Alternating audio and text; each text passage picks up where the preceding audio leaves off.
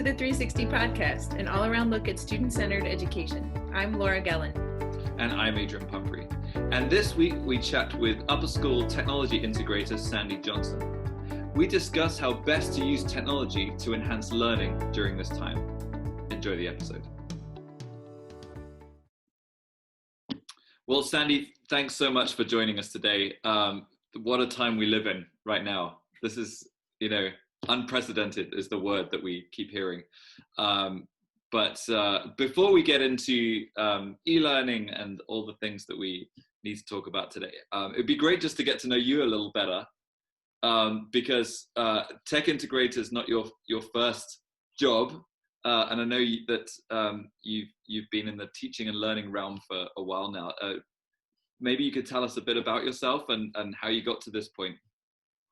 Yeah, well, thank you, first of all, for having me on today. I think my role that I currently hold is important as we navigate these waters right now. So I'm lucky to be in the spot I'm in so that I can help everybody out at our school. But yes, I started over 20 years ago in an elementary classroom and have been teaching for over 20 years in the classroom. I've taught in very progressive schools. I've taught in very traditional schools. I've taught in public and private classrooms. And I've taught in 4 different states. I've held teaching licenses in Florida, Kentucky, Texas, and now Indiana. Oh, wow. And so I have a lot of outside perspective. I have seen a lot of different scenarios as far as school structures go. So I think I bring a lot of just outside knowledge to the table here at Park Tudor. And I would argue to say I've always been a tech integrator. I would consider myself a early adopter as far as technology goes. I was always curious about new products that came out. And in fact, 25 years ago, I completed a master's degree, and my topic was how to use one computer in a classroom effectively. And we only had one computer at a time. The kids didn't have computers at home. And I was really studying at that time how technology can be used to motivate students and, really improve your instruction. And it was just the beginning of my continued interest in technology. And as years went by, I was always willing to mentor teachers and classrooms around me. And they just eventually made a role in a school that had that name title to it. And I said, wow, they've made a job just for the thing I like to do most. So it was a no-brainer when those types of positions started popping up in schools. I was right there ready to take that challenge on. And now I get to work with adults all the time. So it's great. That's great. And so if there's anyone that can sort of pivot, with the versatility that we need right now, you've got that experience with all this broad range of experience you've had. So jumping into what we've had to transition, we're going back to e-learning. We've been there for a couple of weeks now. What do you think from your experience is the main sort of difference, the key differences as we transition to e-learning for a few weeks? Yeah, I think obviously it's different for students and teachers. And I think for teachers, the biggest difference is the shift to having to integrate that technology component into their instruction. Mm-hmm. There are probably quite a few teachers out there who have been teaching the same content for several years with minor tweaks as they go along. And this kind of threw a wrench into that for everybody. And it was interesting that we had to do school-wide professional development to get teachers ready to tackle this huge challenge in front of us. So for them, faculty and staff, that was one of the biggest issues, is just really focusing on tech now. Let's put our content knowledge aside and learn some new skills. Classroom management, I think, is a huge issue. Students are out of sight, out of mind. We as faculty have learned to read cues from students in front of us in a classroom, whether they're engaged or not. You have students that are looking out the window or looking at their phone or chatting with their neighbor. And now we don't know what's happening because when the camera's off, and you have a student who doesn't understand or is disengaged, that's harder to judge.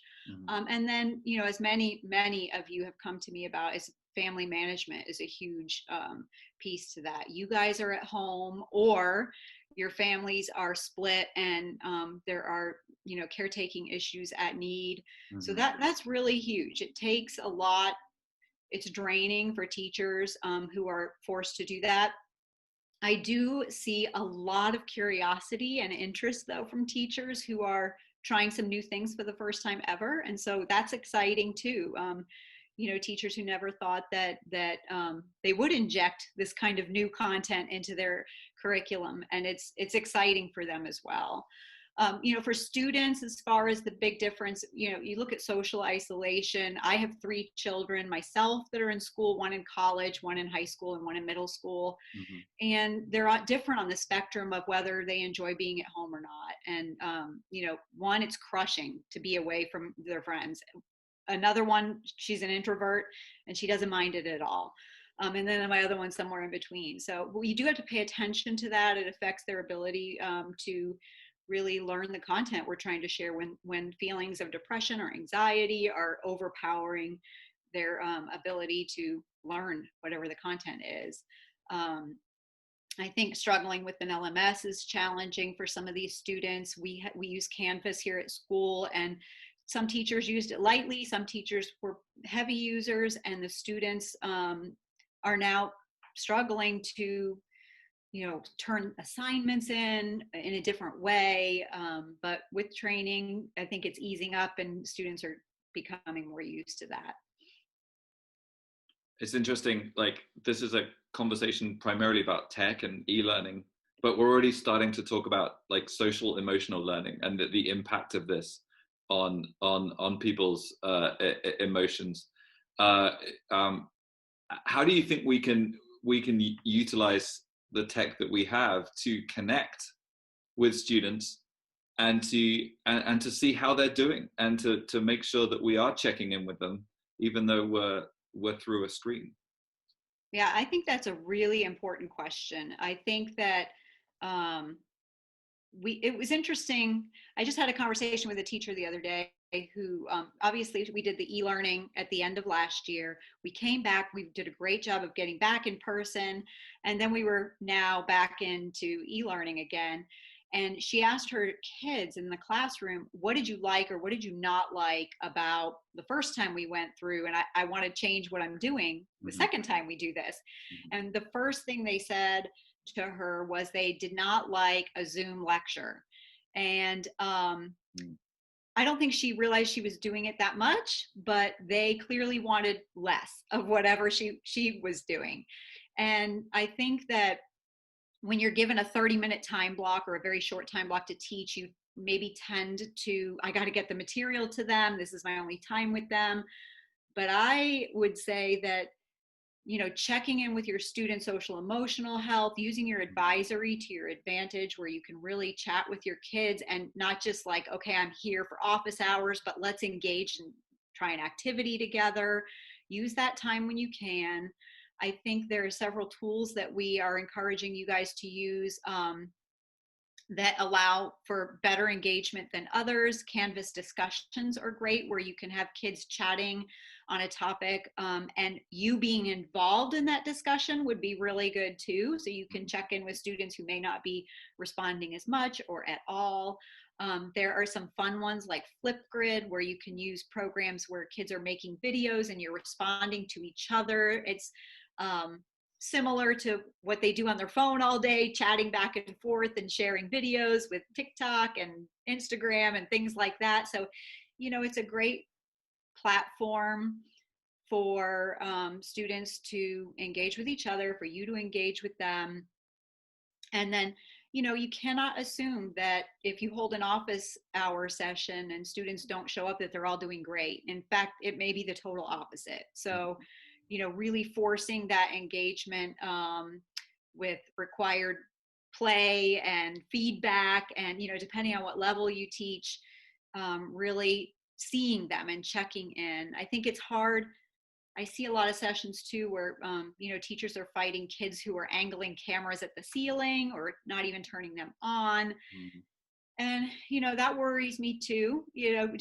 They obviously don't want to see themselves on the screen or think that anybody's looking at them on the screen while you're teaching. So they angle it in another direction. And, that shows me that's what's on their mind more than the content, that they're concerned about what people might be seeing about them. So those are all things we have to think about as we teach in this remote situation.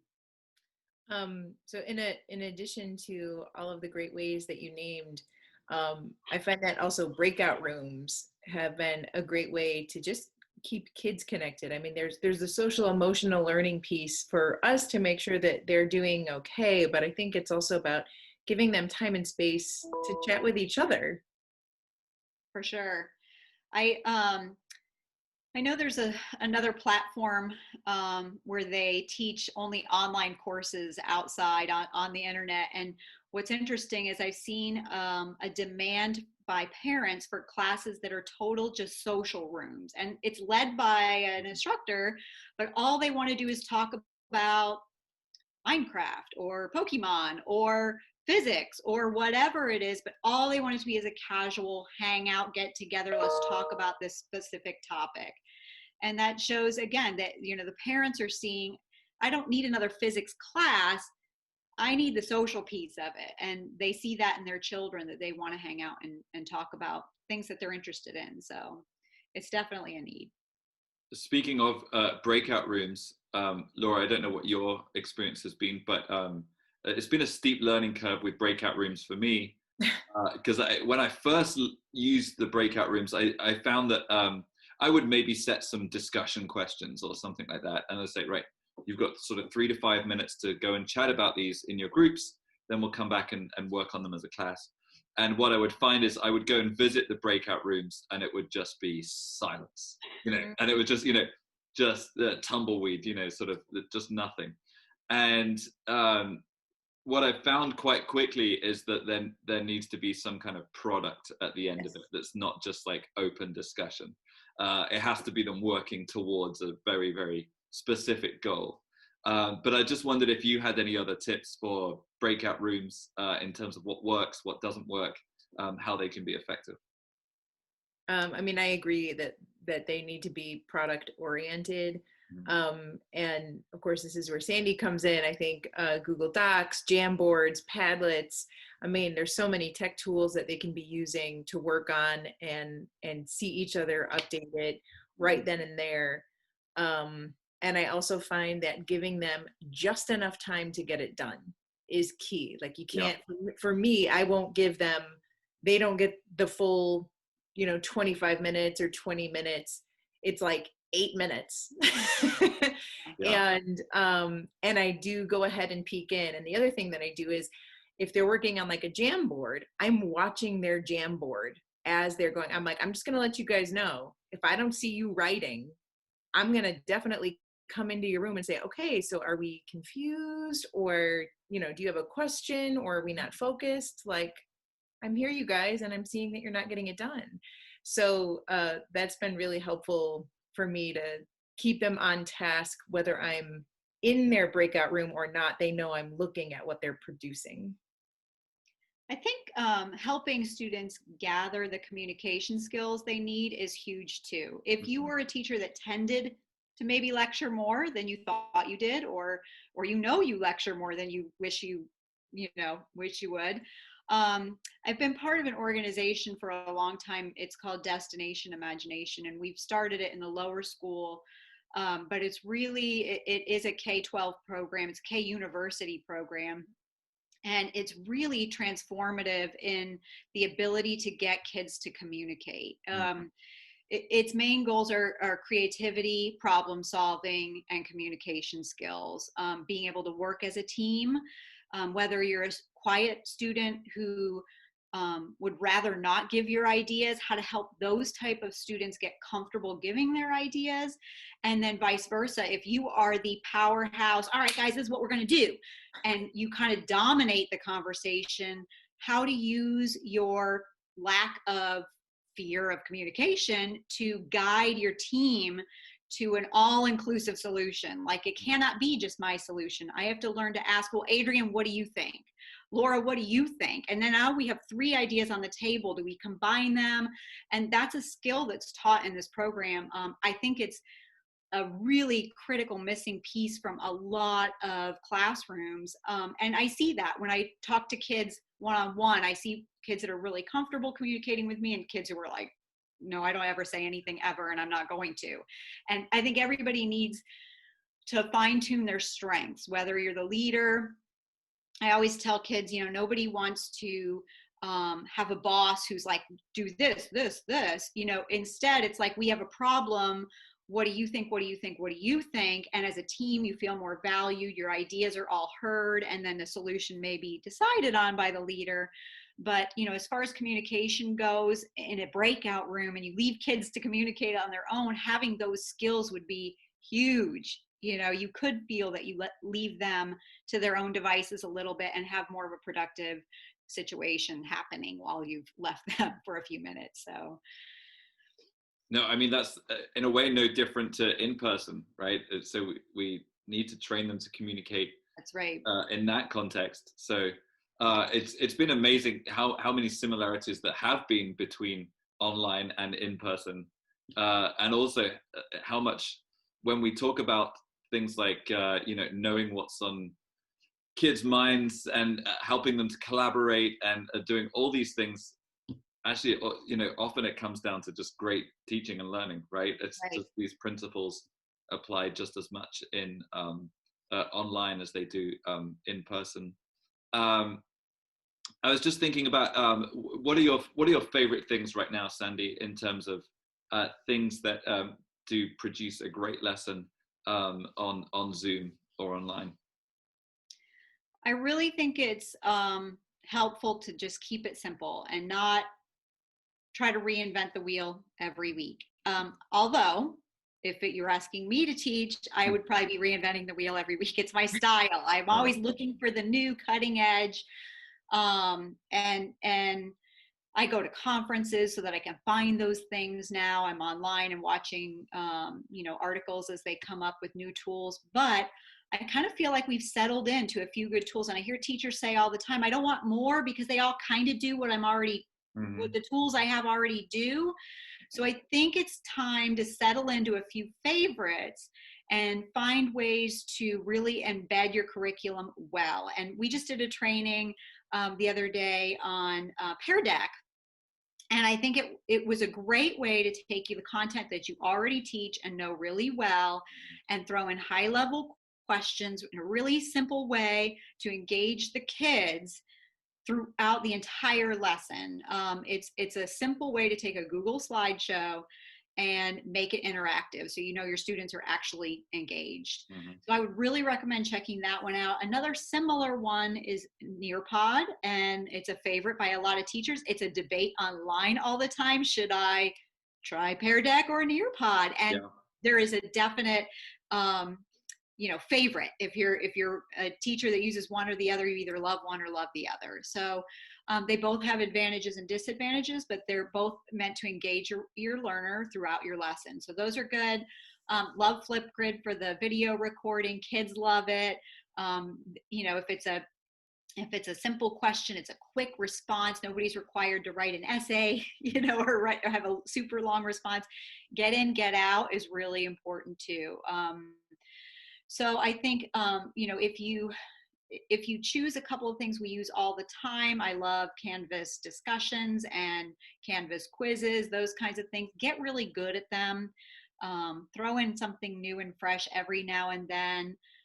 But I think that the kids also appreciate a little familiarity and consistency. It's not like they're constantly struggling with, how do I turn this in now? I don't even know. You know, they get confused when you throw new stuff at them all the time. Yeah.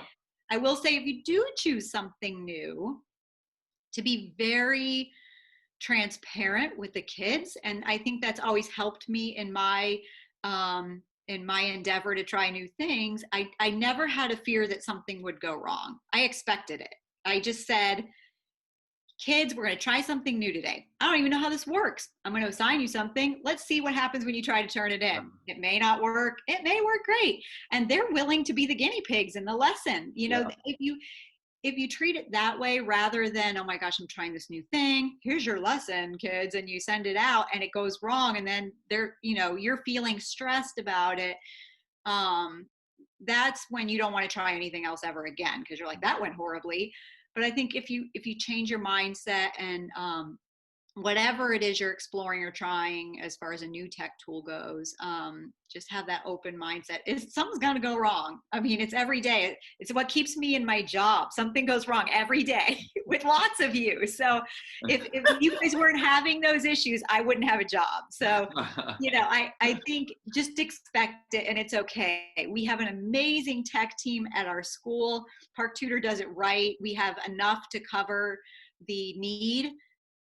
Worked in districts where I don't have the support, or I have to wait 3 days to get an answer, or somebody can't change the light bulb in my projector for a week and I'm without a projector. We're just the opposite. We have great staff. We all kind of have our specialty. If I can't solve it, I can get you to somebody who can.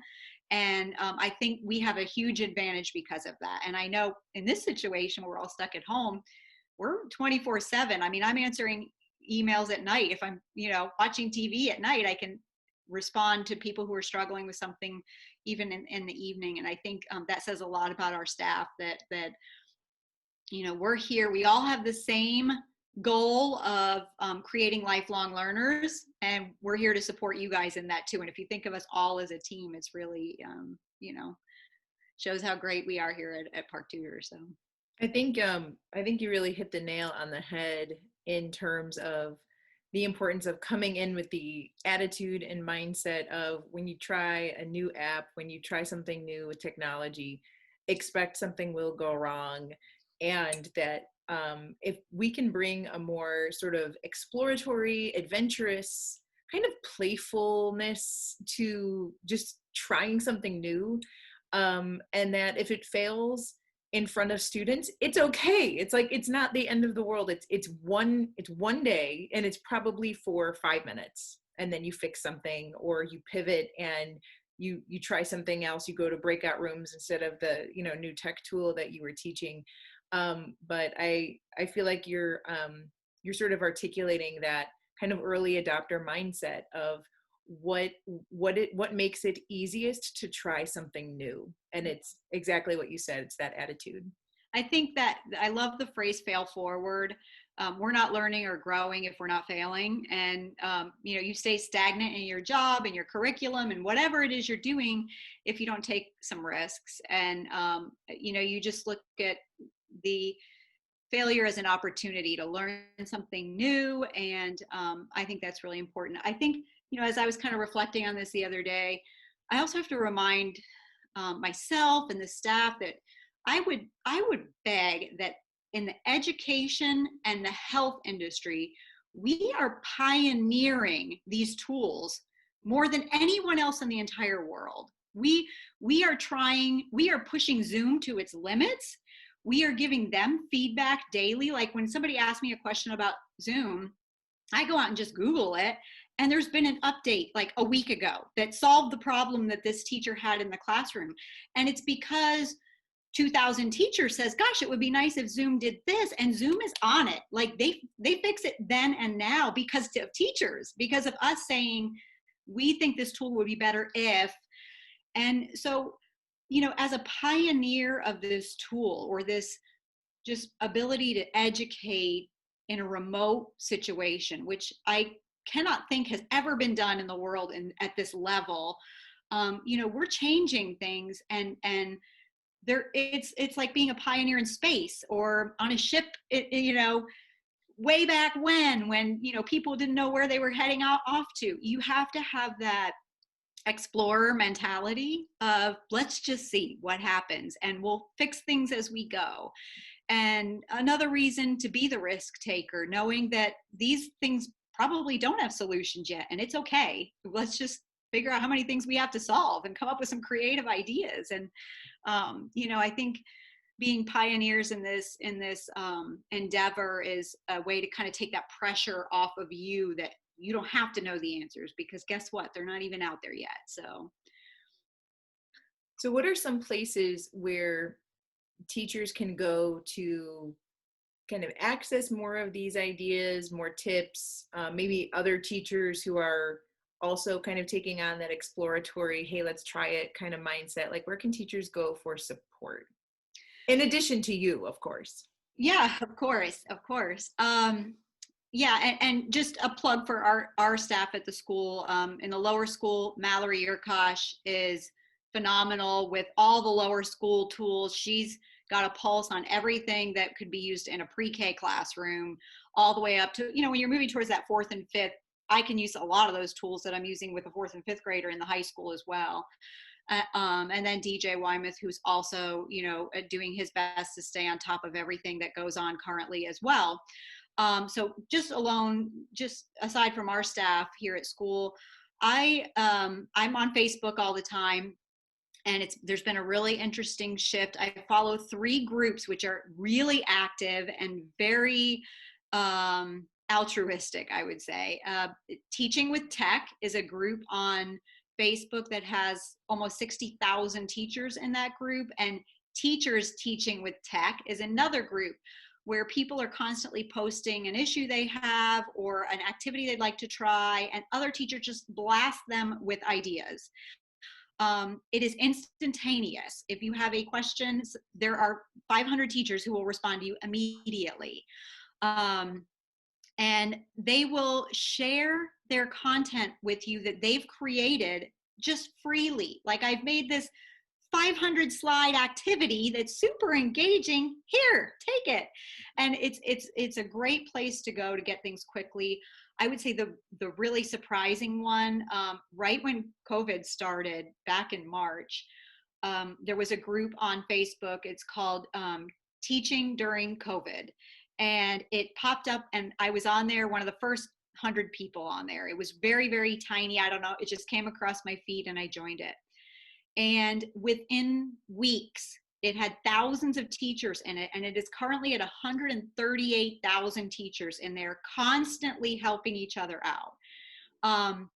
You can just be an observer and troll through this and watch and get whatever you want.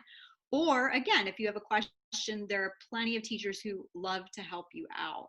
It boggles my mind that everybody goes home from school and gets on Facebook and does more stuff like this all night long. I also am an ISTE member, which is the International Society for Tech and Education. I go to their conferences. I attended their online conference this year. They've always got great content, cutting edge. All levels of ability are welcome. If you're totally new to the tech world, I go, and there's very young teachers. I've got older teachers who don't even like tech, but their group drag them, along, and everybody gets something out of it when you go to something that's so big like that. And then I follow Edutopia sends me current articles on education in general, which often contains current topics like e-learning and tech articles as well. So those are some of my favorite. Pinterest is a go-to. Those are fun if you want just something light and fun. And then sometimes you ask the kids and they can tell you what's happening in another classroom. Ooh, we've tried this activity, and then you can, go to somebody local in your school too and find out more. Well, there's a lot there. I'm going to have to rewind this episode just to go through that answer again and write everything down. I think we have time for maybe one more question, but I just wanted to give a shout out to the parents who are just, those that are working, those that are at home, just trying to, become quasi teachers right now, and, helping their kids navigate this whole thing. Do you have any tips for parents in terms of how to help and how to be helpful to their kids as we all go through this? Yeah, I think it's important to realize, as much as this is about the kids, it's now really about the family unit and helping them navigate this situation too. So some of the basic tips I would say are to really establish a learning environment for the student, a predictable place where they can learn at home that is quiet and away from distractions. I actually have 2 learning places in my home. I have a desk that is quiet in a room that I can shut a door and get away from the rest of the family. And then I also, and for all my kids, I ask them to have a more informal learning environment, because I don't want our entire family to be locked in our rooms all day and never see each other. So, we kind of agree if we want to come out of our rooms and work in the living/dining room at a big table, just for a change of scenery, to see each other walk by. We're not going to be on a Zoom, but it's more like, I need to work on a project and I can handle a little distraction. I really encourage you to kind of have a backup plan for that as well. Make a schedule, stick to it. I think because of Park Tudor, their synchronous style of, we all get on Zoom and see each other all day, that helps. But then after that turn off the computer time happens, there should also be a structure involved as well, whether it's finishing homework. How much time do you break before you start the homework? How much time do you spend on homework? Or even in the schedule, we're going to get up and go exercise. We're going to leave the house and go for a walk every night, or we're going to play a game together every night. So that social emotional piece is kind of taken care of as well. And then huge, give yourself grace. You have to understand things are going to go wrong. Communication is key with the teachers. Everybody here has huge hearts. We all want what's best for the kids and the families, and we understand things go wrong. They're going wrong for us too. But don't allow students to make an excuse because of that. They do have to take some responsibility and get things completed or communicate with a teacher right away. So, those are some quick and easy student tips, I think, and communication is really big. So absolutely.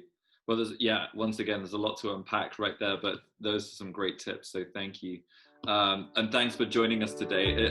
We could talk about this for hours more. I'm sure there's so much to consider at this time. But even what has been talked about today is super helpful. So thank you. And thank you for everything you do at the school. I think I speak for everybody. We're really grateful for you and the tech team as we all try to navigate this. But thank you. And thanks for joining us today.